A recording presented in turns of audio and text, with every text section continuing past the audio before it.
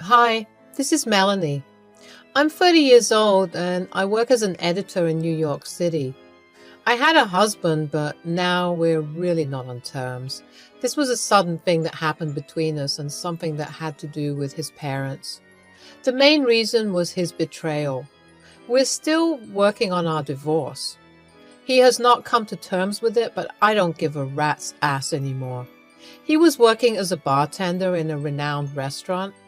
For privacy reasons, I won't be mentioning the names of the places we work at. He was in his own lane and I was working as an intern at the time. So, feeling independent, I wanted to take my parents to a fancy restaurant, and this one was very near to where I lived. How convenient, isn't it? Well, now I wish I had chosen a different restaurant. My parents were very happy for me. I was always an underconfident girl, so the fact that I got a job in New York as an intern writer really changed my perspective. They were hesitant at first, but when I assured them, they agreed. New York is a big city, and somehow, with the favor of luck, I managed to find a second-hand apartment. The man was really old and he wanted to give it away before going to his daughter's place in Michigan. This felt like my calling because, weirdly enough, I'm from Michigan too. The place was a three-bedroom apartment. It was pretty decent and neat. The amazing fact was I got it for cheap. The restaurant where Greg used to work was a 20-minute drive from there. When we reached, there was a party going on, some rich person's birthday. Thank God I booked 3 reservations, or it would have been really embarrassing for me. The place was cozy and there were many people, but we had a really private compartment just for ourselves. We were having a casual chit-chat about work and life when suddenly a waiter came and handed out drinks to the 3 of us. When I asked the waiter who gave it, he simply pointed me at a counter. I looked and saw a tall, charming blonde man. He was serving drinks and talking to other people. At first, I didn't pay much attention, but later I noticed him making eye contact with me. I don't know why I was blushing, but I did anyway. My parents understood the vibe and they nudged me to talk to him and that they would sit here and enjoy themselves. I was shy, but I went ahead to the counter. He was very attractive, at least to me.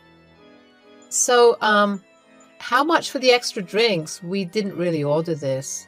It's on the house, ma'am. That's really sweet of you, but I don't really need anything free. I'll pay for it. My parents are here and I don't want them to think. Think of it as a present. Is this your first time in this restaurant? Yes, I actually am new here. I've got a job as an intern recently. Oh, really? Me too. I just joined here. It's been a month. That's nice. It's nice to see someone like me here. Before we even knew, we were already giggling and laughing at stupid things and each other's jokes. Greg had a friendly demeanor, and my 27-year-old heart couldn't contain the emotions they were feeling. As I said, I was very shy and kept to myself, so had very few friends during school and uni life. For some reason, Greg made me feel at ease, like I can talk to him without thinking. Melanie. And yes, maybe sometimes when I feel bored and stressed with work, I wouldn't mind a drink or two. Well, Melanie, it was really a pleasure knowing you. His parents lived in Australia. He was born there, but he decided to come to New York City later on because it was his dream city. He was always wary of his family. He loved them a lot, but also was scared of them. He would often call them and request them to come visit. The thing is, I did not like it when he hid me from them. He would always say that he was with someone from work. You keep hiding me from them. Is it a problem? Yes. No, I mean, they do not have to know. They won't be missing anything. Plus, there would be ample time to introduce you to them. All right, then. I really hope I'm not causing you any trouble. I just like being with you, and I just want us to be a bit honest with each other, that's all. Well, you aren't really my girlfriend, so I don't really have to. Besides, if things go well between us, I can think of making some amends. Right now, it's not my priority. Those words stung me like thorns on the rose. I mean, I know we weren't a thing at that time, but he gave me all those mixed signals that really confused me. Plus, I was so stupid and naive to think he could possibly love anyone. Then again, he would take me to nice places and show me around whatever he had explored when he came to this city. I was feeling very free and happy. The accomplishment felt well achieved. By the end of the fall, Greg started to go all romantic with me. It confused me even more. I mean, I liked him, but he never really showed any interest to begin with. He would call us partners in crime, and to be honest, I didn't know what to feel about that. Meanwhile, my work was well appreciated and I managed to get a raise. We celebrated the event by having a picnic in the nearby park. That's when I realized he was holding and intertwining my fingers. I felt a tad bit uncomfortable. I didn't like how he was toying with me. So, Melanie? Yes? What do you think of us? What do you mean? You know what I mean. I feel nice around you, if that's what you want to know. Just nice? Nothing more? I don't know what else to say, Greg. You said we were friends, and you are a good friend. Friend, you say? Do you think friends like spending this much time together? I had nothing to answer. Greg wanted me as his partner. It has been almost a year and a half since we've known each other, and I'm getting old. I told Greg that I needed time.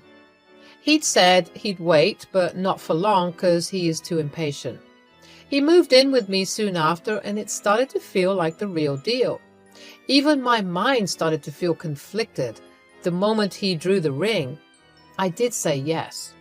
It sounded as if those were the only words that wanted to come out.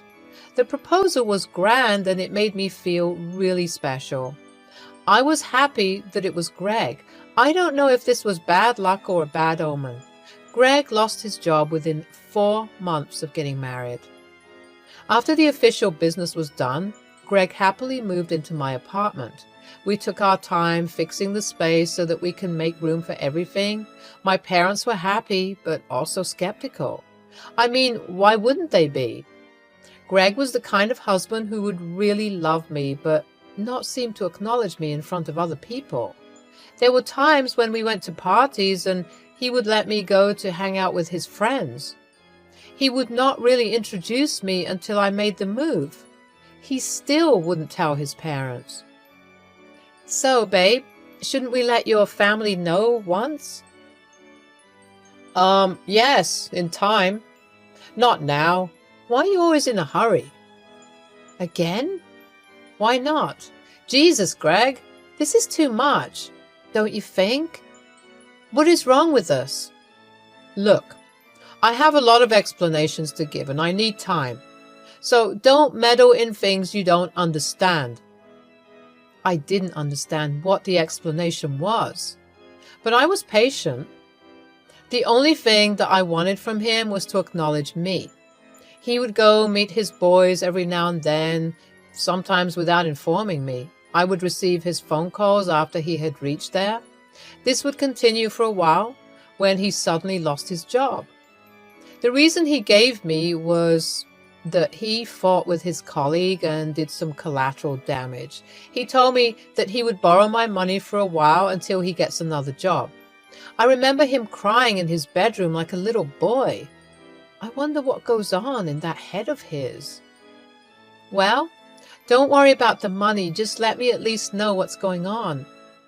It's an emergency, and I promise I will make it up to you once I get the job, okay? I tried to keep our house together, made some renovations and changes. My parents were also sending me money sometimes so that I could handle the household a bit more efficiently. I was happy to feel independent, but you see, sometimes money can get spent very quickly. I too need support, and as much as I love Greg, I wanted him to help me as soon as possible. One day, his words fell on me like explosives. Honey, I have something to tell you. My parents, What about it? They will come to visit you. I mean us. Huh? Okay. Did they say when? In 2 days.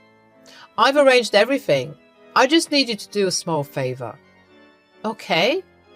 Can you please tell my parents that I bought this apartment and all the other things? They are unaware of the fact that I don't have a job, and it would be kind of embarrassing if they, you know. I know it sounds weird, but my parents are really judgmental and scary if they get to know I lost my job. Babe, please understand this. Okay, fine. It is temporary. You know how bad I am at lying. They won't know. Don't worry. I just try at least, please. Whatever you need. I didn't like the offer he made, but I had nothing else to do. I thought maybe it was temporary, so I let it slide this one time. Greg was suddenly very loving and caring towards me. He would make me breakfast and sometimes even dinner. It's not like I wasn't enjoying it, but I couldn't help but think that it felt rather odd. I wanted to take a few days off so that I can spend some time with his family. My boss was kind enough to give me 3 days and also promised to not cut any money. I was, after all, a hard-working woman. They will be here any minute. Is everything ready? How do I look? You look fine. Just stop fidgeting. You are making me nervous. Yeah, okay, I'm fine. The cab reached in front of the apartment gate around the afternoon. I was very nervous, but I knew that I had to be my very best self in front of them. They came upstairs looking very stern and serious. I had never met someone who would look as intimidating as his parents. They were tall and blonde just like him, but their faces had a disgusted expression. Once they entered the room, they were rather pleased. They scanned every nook and cranny of the place as if they were judging the household that I so dearly built. But then again, my credit wasn't there. No bad. Pretty nice. Love the little decor. Your choice? Yes, mostly. And a little bit of help from Melanie. Oh, yes, the wife. What is it that you do, dear? I work in editorial content. Oh, a writer, basically. Yes. Well, not like an author or something, but yes. Why don't you sit and relax? I will get you all something to eat. Isn't that Melanie's job, dear? She must be making you work really hard. Oh, no. I love to help around. Melanie, dear, why don't you get to know each other? I would go and get something to eat. Sure. I sat there silently while they kept looking around. I was feeling hella nervous. I didn't know what to say or do, and just kept staring at their annoyed expressions. They didn't like me. That was clear to me. So, my son's working in a corporate office? He must be really tired. Do you do everything for him, like tending and all? Yes, I do. He's earning quite well, seeing the interior condition. Are you able to support him? Yes. Greg tells me that you have not been able to give him time. Really? So, what have you contributed so far, other than taking in all his expenses? Excuse me? We were interrupted by a coffee break from Greg. I noticed the cup he presented me was bad and almost broken, whereas he served the 2 of my best cups to his parents. He gave me no snacks, but gave them a plate full of Cheez-Its. So, how's everything? Why did you both get married exactly? Well, don't you think you were a bit fast? No, I just wanted to marry her 'cause I like her. Right. Well, was the journey comfortable? Nobody responded. I started to grow very uncomfortable. I eyed Greg, he eyed back. We both got up and went into our room. What the hell was that? What was what? That attitude. Why are they being like this? I don't know. Did you say anything? Say? I just freaking kept answering their interrogations, and you saw how when I asked something, they didn't respond. Well, maybe they're just jet-lagged. They'll be fine. Let's take them out today. Can I borrow your card? This is wrong, Greg. They think I don't do anything for you. This is terribly insulting. Honey, I know. Just a few more days, babe. They'll be gone. Fine. The evening was horrible. Greg went ahead and gave his parents a treat from my card. I didn't feel welcome, so I loitered around the shops and stuff. I was feeling lost. I didn't know if things were going well at all. I was thinking about the times when I made important decisions. Well, the fact that I did rush with marriage says a lot. I mean, many people take these decisions pretty lightly. I sighed and scrolled through my phone. My best friend from work left me 3 messages. I felt like I could just call him once. Hey! Yeah, what's up? You didn't reply to me. Caught up with a situation here. I think I messed up. I'm scared. With Greg? Yeah. Well, how about we meet up tomorrow? Oh, wait, you took 2 days off. Anyways, I can't. Greg's parents are here. That bimbo called his parents? Finally? Matthew. Okay, sorry. Well, how are his parents? They hate me. The conversation would have gone on for a long time when suddenly I heard footsteps from behind. I immediately cut the call. It was Mary. She looked like she would beat me or something. I was low-key expecting that, not gonna lie. She came and glared at me. Well, enjoyed the... You are robbing my son of his money. What? You have been depending on him for so long. He's devastated. Wait, what did he tell you? That you are a leech. My hands became cold. I was speechless.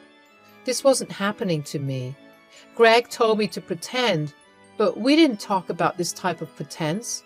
I was the leech, the one who was holding him off for so long, who made the apartment worthwhile for living in, who took care of him. I heard you've been taking half the ownership of his. I will not let that happen. Give him full authority over this place. What? Authority? Half? I'm not really clear on what you are. You will not share this apartment with him. Gold digger. Seduce my boy for his money? I should have known from the start. Take your belongings and leave. We do not approve of this marriage. I looked behind her to see Greg and my father-in-law chatting and smiling at each other. Tears were filling my eyes. My anxiety rose to its peak. I could feel my throat drying up, but I knew I had to cover for Greg until I got the chance to speak to him. I smiled at him, and he didn't return it. We head back. I was really exhausted. I wanted to speak to him, but he was still talking to his parents. Once it ended, he came to the living room and switched on the TV. I sat beside him. So, can we leave the pretense? Just for a little while? Sure. I love you. Me too. So whatever you cooked up with your family, it is temporary, right? Look, Melanie, maybe you should go back to Michigan for a while till I figure this out, okay? My parents are going to stay for a while. What are you saying? You heard me. That was it. The last conversation I had. He gave me silent treatment no matter how much I questioned him. He didn't budge.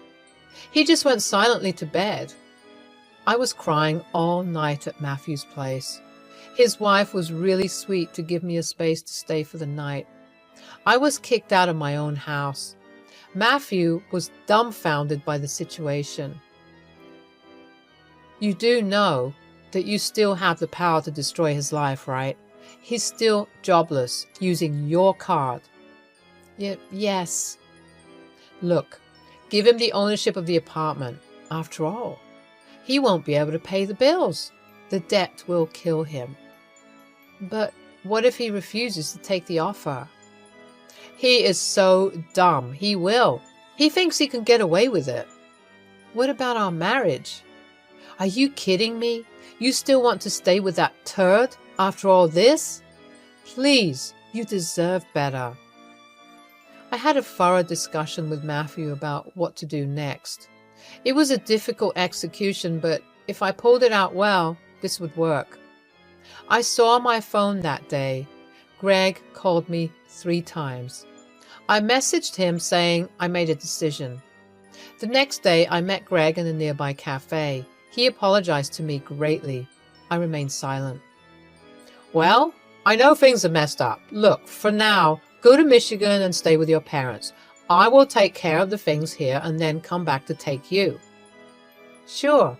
And? Then I'll try to get a job. But for now, can I please keep your card, honey? Yeah. I've also decided on giving you ownership of the apartment. For now, let me pay all the bills. Later on, you can return me back. Wow. Are you sure? Yes. I will make things right, babe. I promise. I realized how easily he took the deal, without even thinking about all my hard work and effort. I knew then it was all over. And also, he is dumb. I went back to Michigan and requested my boss to let me work from home since I had a family emergency. My boss was extremely considerate. I cried a lot at my parents' house.